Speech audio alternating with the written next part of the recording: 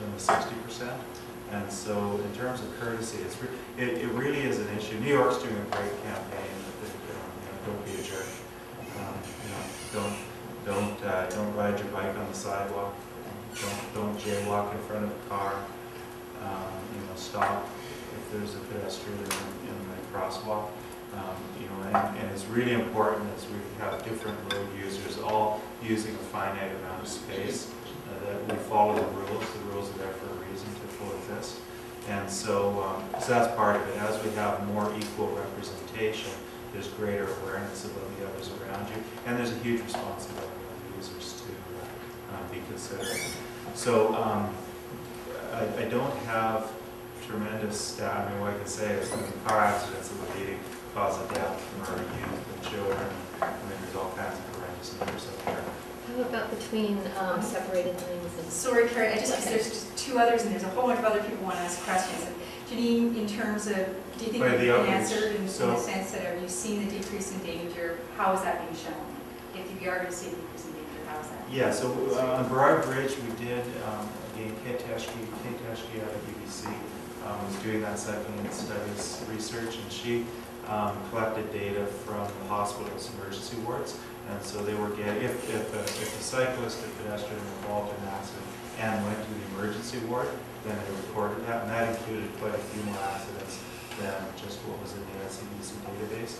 And what we saw, it wasn't definitive, it was over a 3 or 6 month period. Before the bike lanes went on Burrard Bridge, we had 3 accidents with cyclists, and in the same period after the bike lanes went in, we had 1 accident with a cyclist, and that accident was actually 2 cyclists colliding.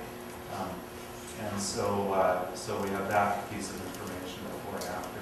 There is research worldwide that separations certainly are safer through the length of the walk. And in terms of the cycling culture, I mean, Aaron might want to jump in on this. I mean, we've got listservs and all kinds of ways that cyclists connect and are active in the city. We're part of that in terms of the city of Vancouver, but there is quite, in fact, now I was looking for free prizes and drinks and breakfast, and as part of Bike to Work Week this week at the ACC. Do you want to talk a little bit about cycling culture? Sure, yeah. I mean, I agree that compared to a lot of cities, we could be doing more, and we're trying to get there. And we've actually seen a huge growth. We've over doubled our membership in the past year alone. And so there is a membership there, and we do get together, and we're trying to communicate and talk about the issues that are coming and celebrate together. So things like Bike to Work Week are on right now. We do these street bike courses, and we do these rides. So we'd love to have you involved. We do work with all the municipalities in Metro Vancouver, and with corporations and workplaces, and really trying to integrate it in. But if you want to chat more, I'd be really open to ideas about how to make that happen and what would motivate you. Yeah, it would also be interesting to develop a partnership, perhaps you already have one, with Cascades of Seattle, which is the largest. Yeah, I'm actually heading down to Seattle this coming weekend and chatting with a bunch of biking and walking organizations. We have 3 quick questions. 1, 2, 3. We are going to do them one at a time this time. Okay, and your name is? My name is Yumi, and I have 2 things. One is, have you considered any bike lanes for McRae Road? And 2 is... Yes.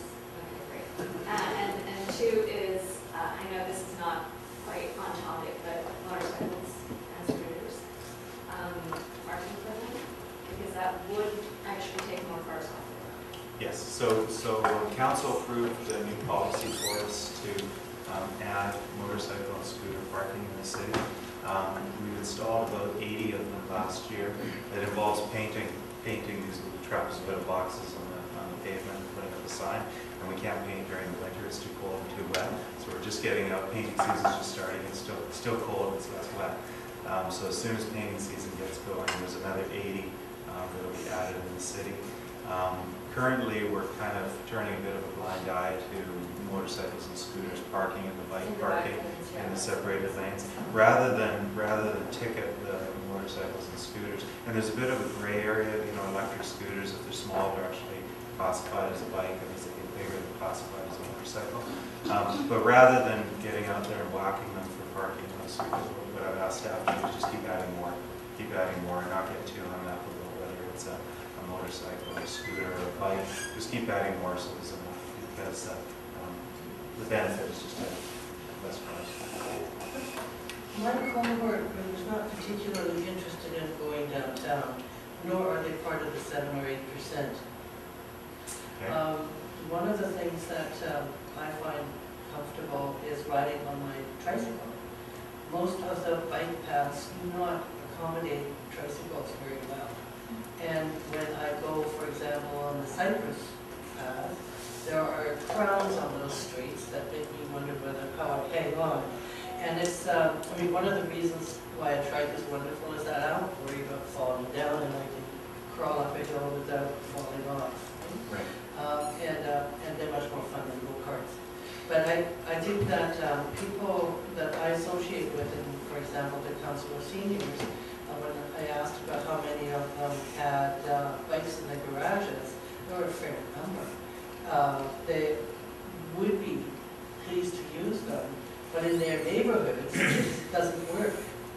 And they have grandchildren that get driven to school, and it drives them crazy because they didn't do that. Right. And so those are two areas that I think there's a huge potential for growth.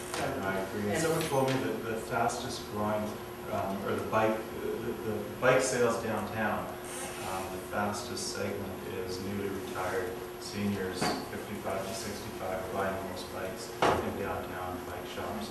There's a piece, I tried to go through quickly, there's that whole piece in the middle on that graph that were the neighborhood bikeways, and what we're doing for that to make them attractive to the 60%, essentially from 8 to 80, I think Wilson calls it, is added traffic calming. So what we found is that on those neighborhood bikeways of 10th Avenue, Ontario, Cypress, what we've seen is more and more cars using them over the years, and we've put in a trial there, separate from the separated bikeways, which are to get onto arterials in downtown. The neighborhood bikeways that connect all the way through the city. We have, I think, 6 locations where we've put in barricades and blocked the roads to cars, and we're evaluating that with the thought being that that next generation of bikeway has far less cars on it than the current neighborhood bikeways, which doesn't deal with your crown issue, but does deal with cars on the neighborhood bikeways. I've got 3 people, and we're just going to take these last 3 questions, and that's all the time we'll have time. So if you could make your questions really quick, and maybe the answers really, one here, one there, and then. Sure, my name's James. I have a question about the Hornby Street bike lane.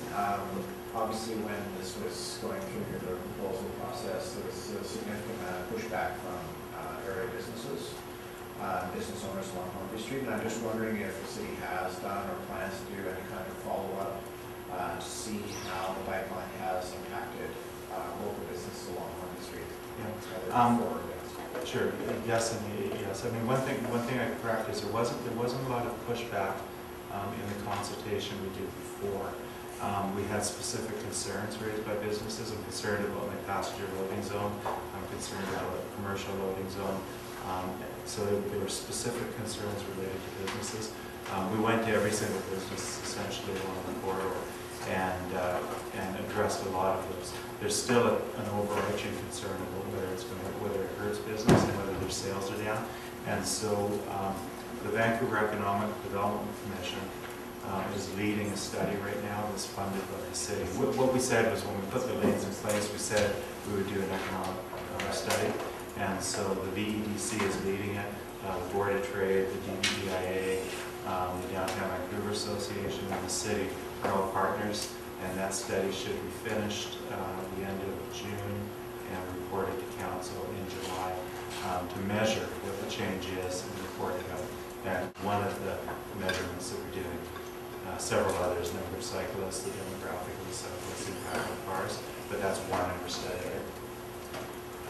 My name is Joel. I'm wondering what the policy is on improving safety for pedestrians in the mixed mode.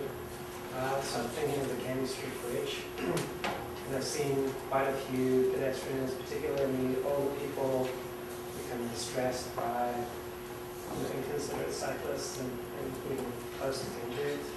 And I don't like walking over the Candy Street Bridge, even though I ride over it. I'm just kind of wondering what the policy is on those types of avenues and what's being done to kind Sure. of manage those two.